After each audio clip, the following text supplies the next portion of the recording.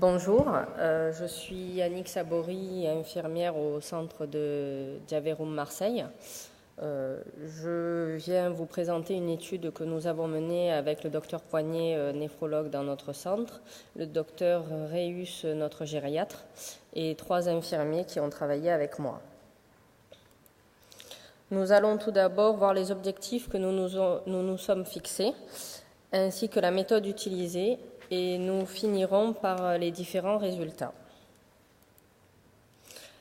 Il y a une petite présentation de notre centre, mais Marie-Noëlle Tissier et Philippe Baldomar, qui sont passés à 14h, l'ont déjà fait, donc je passe. Toutes les données démographiques françaises récentes montrent le vieillissement de la population. Selon l'INSEE, les personnes âgées de plus de 90 ans vivant en France aujourd'hui sont au nombre de 500 000 à peu près et devraient être de 1,4 million en 2040. Parallèlement, le nombre de patients âgés traités par dialyse ne fait qu'augmenter régulièrement. L'accès des sujets très âgés à l'épuration extra-rénale chronique soulève donc de nombreuses questions d'ordre médical, éthique et socio-économique. Le bénéfice de la dialyse en termes de survie et de qualité de vie reste donc controversé. Cette étude a pour but d'évaluer les caractéristiques médicales et fonctionnelles, l'autonomie et la qualité de vie du patient de plus de 90 ans dialysé. Nous avons choisi une population de 12 patients, 9 hommes et 3 femmes, âgés de 90 à 94 ans, moyenne de 91,3 ans, traités par hémodialyse de 9 mois à 127 mois, ce qui fait à peu près 10 ans et demi, sur une période d'1 mois, du 1er au 31 décembre 2012.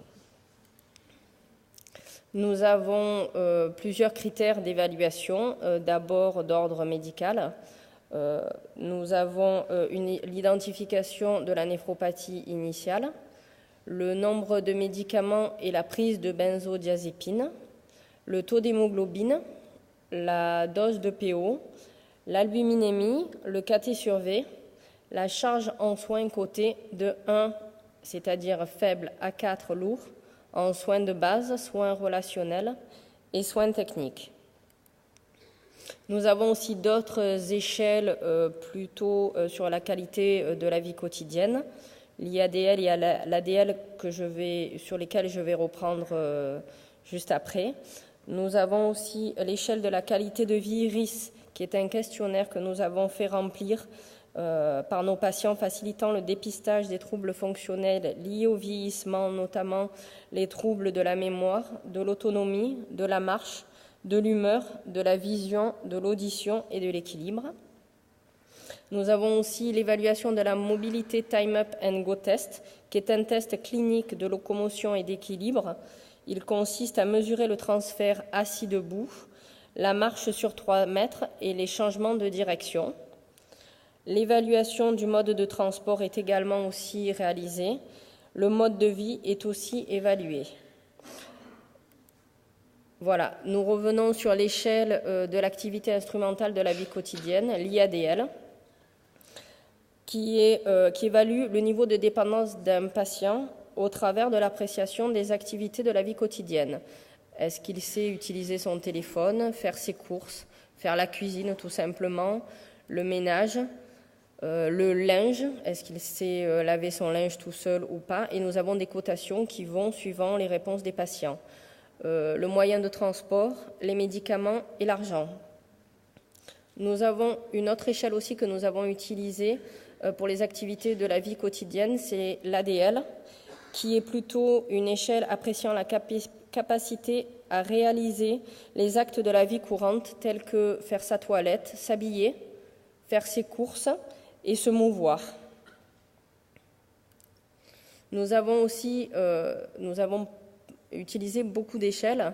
L'échelle mini GDS qui est plus axée sur la dépression du patient par 4 questions. Et le mini mental test, le MMS, qui est employé afin d'orienter le diagnostic devant une suspicion de démange. de démence. Alors, les résultats que nous avons obtenus. La proportion homme-femme est inversée par rapport à la population générale âgée. L'âge moyen est de 91,3 et le doyen de 94 ans est également le dialysé le plus ancien, 10 ans et demi de dialyse. Les néphropathies initiales sont à 41,6% vasculaires et à 25% diabétiques. Chaque patient est polymédicamenté avec pratiquement 8 médicaments par patient et 5 patients sur 12 prennent des benzodiazépines. Le taux d'hémoglobine est de 11,5 grammes. L'hémoglobine moyenne et la dose de PO sont comparables à la population générale des patients dialysés. L'albuminémie moyenne est de 37,3 grammes par litre, montrant un bon état nutritionnel. La qualité de d'épuration est correcte, avec un KT sur V de 1,65, en sachant que notre cible dans notre centre est de 1,40. Et la charge en soins techniques, qui est de 2,25, et relationnelle de 1,9, est comparable à la population générale, mais supérieure en soins de base, 2,5, parce que nous avons des aides à l'installation et au repas. Les résultats de l'évaluation des critères fonctionnels, de la qualité de vie et de l'autonomie sont présentés dans le tableau que vous voyez à l'écran. Alors, l'IADL qui concerne tout ce qui est l'acte de la vie quotidienne, nous avons une moyenne de 1,75, c'est sur 8, et plus le chiffre est proche de 0, plus le patient est dépendant. Donc nous avons une dépendance importante. L'ADL, qui s'occupe plus des actes de la vie courante, avec une moyenne de 1,41 sur 6, et qui montre l'autonomie du patient. C'est l'inverse de l'IADL, l'ADL, c'est-à-dire que plus le chiffre va être proche de 0, plus le patient va être autonome. Nous avons l'IRIS, qui montre les troubles fonctionnels. Nous avons aussi le mini-GDS 1,8, en sachant que la cotation, plus vous êtes, le résultat, plus il est à 1, plus il y a en effet une dépression chez le sujet âgé. Le MMS 21,5 et le Time Up and Go Test qui est de 16,5 secondes. Ce qu'on peut dire, c'est que l'autonomie est satisfaisante selon l'ADL, avec une moyenne de 1,41, mais l'IADL moyen de 1,75 et la moyenne au Time Up and Go Test de 16 secondes 5 orientent vers une certaine dépendance. Au niveau psychique, le MMS moyen de 21,5 traduit des troubles cognitifs modérés, avec un mini-GDS de 1,8 en faveur d'un état dépressif associé. Le mode de transport, nous pouvons voir que nos 12 patients sont à 100% en ambulance. Il n'y en a aucun en VSL et encore moins en taxi. Le mode de vie, les patients vivent majoritairement à domicile. 9 patients sur 12 sont à domicile avec leur conjoint. En conclusion, dans notre centre, les patients dialysés de plus de 90 ans sont majoritairement des hommes avec une excellente nutrition, vivant pour la plupart à domicile avec leur conjoint. La qualité de vie selon l'échelle IRIS est superposable à celle observée chez les patients de plus de 85 ans non dialysés, avec une majoration néanmoins des troubles dépressifs. Mais l'autonomie est altérée, avec notamment un risque de chute non négligeable.